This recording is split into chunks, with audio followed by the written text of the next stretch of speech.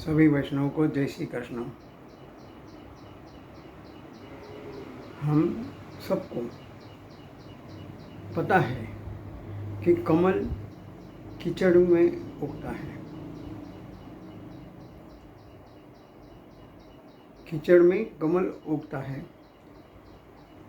ठीक उसी तरह कांटों में गुलाब उगता है, कांटों में गुलाब उगता है। वैसे ही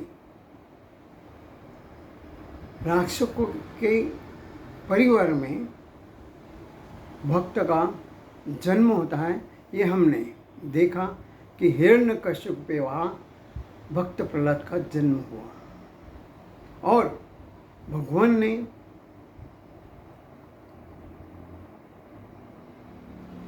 खम्भे में से बाहर आकर नृसिंह अवतार लेकर राक्षसों का वध किया और अपने भक्तों का रक्षण किया। इसमें हमें देखा कि दो संदेशा मिलता है कि भगवान सब जगह है, अत्र तत्र सर्वत्र, और दूसरा प्रभु पर अटूट विश्वास, निष्ठा, श्रद्धा होने से वो हमें मदद करता है। गीता में भी भगवान ने कहा है, ममई अंशो, तू मेरा अंश है, तू मेरे से अलग नहीं है, तू मेरा ही अंश है। दूसरा कहा है, सर्वस्व चाहम हृदय सन्निविष्टो, मैं हर एक के हृदय में बसा हूँ। कोई मुझे पहचाने ना पहचाने, लेकिन मैं हर एक के हृदय में पहचाना हूँ। अगर वो हृदय से निकल गया तो आप कितने भी अच्छे हो, हमें तुरंत स्मशान में ले जाने के लिए कहते हैं। भगवान सर्वत्र है। एक बार एक आश्रम में गुरु को दो शिष्य थे, दोनों की पढ़ाई पूरी हो गई, लेकिन उनकी परीक्षा लेने के लिए गुरु ने कहा कि ये दो आम मैं दे रहा हूँ, आप दोनों को एक एक आम दे रहा हूँ, आप ऐसे जाकर खा के आओ कि जहाँ आपको कोई देखे नहीं। उसमें से एक जो शिष्य था रूम में गया, दरवाजे खिड़की बंद किया और आम खा लिया। दूसरे शिष्य ने भी वही किया कि रूम बंद किया, रूम के अंदर जाने के बाद खिड़कियां बंद की, लेकिन जैसा खाने लगा तो उसके गुरु वचन याद उसको आएंगे, भगवान तो यहाँ वहाँ सर्वत्र है, अत्र तत्र सर्वत्र उसका वास है। भगवान कहाँ नहीं है, ये हमें प्रश्न है। भगवान सब जगह है, जड़ में भी है, चेतन में भी है। तो वो आम खाते खाते रख दिया, खाया ही नहीं और गुरु के पास वापस आ गया। जब गुरु ने बताया तब उसने वही कहा कि भगवान तो सर्वत्र है, वो देख रहा था इसलिए मैंने खाया नहीं। यही हमें संदेश होता है कि भगवान हम सभी के अंदर है, ज्ञान होना चाहिए। हमें ज्ञान है लेकिन अपने जीवन में उसको लाना है, अनुभव करना है उसका।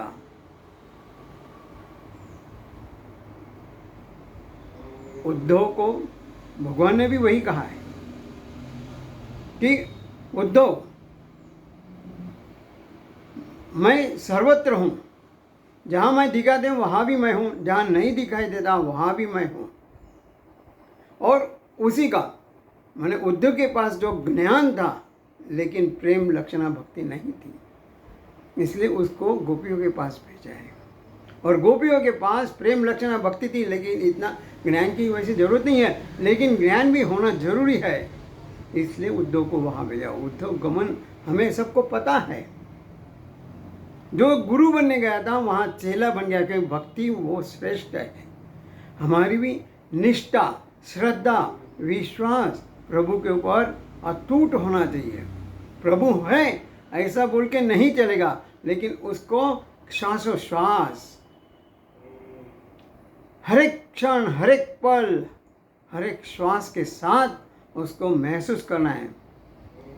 यही नहीं समझना कि संन्यास लेना है, लेकिन हर कर्म करते समय भगवान मेरे साथ है, उसका अनुभव हमें करता रहना है। जो हम कर्म करेंगे वो कर्म भक्ति बन जाएगा।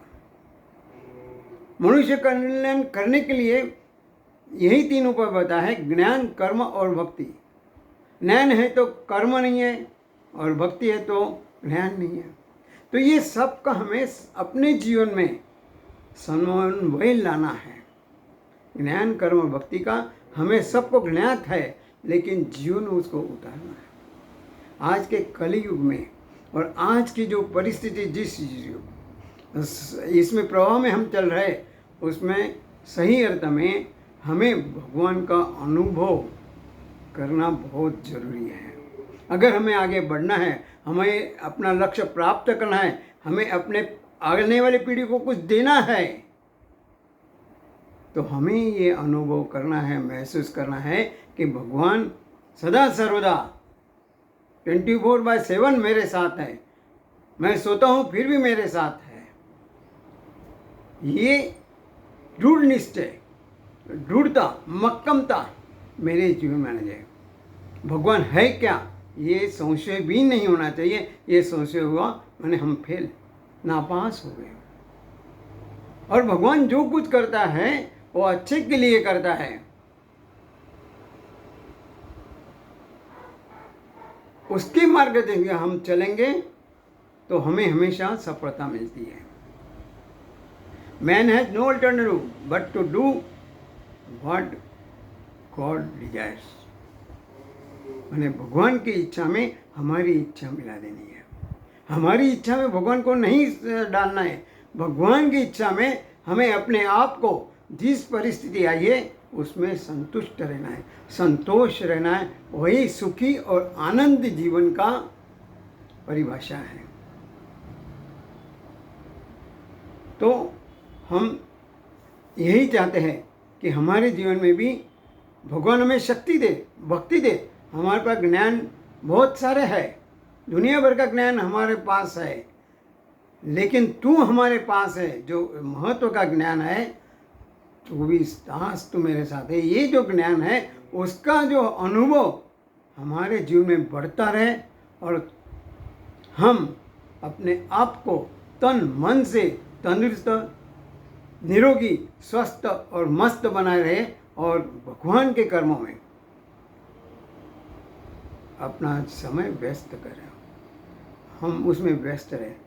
भगवान हमें शक्ति दे, भक्ति दे। इसी शुभकामनाएं के साथ सभी वैष्णव को जय श्री कृष्ण।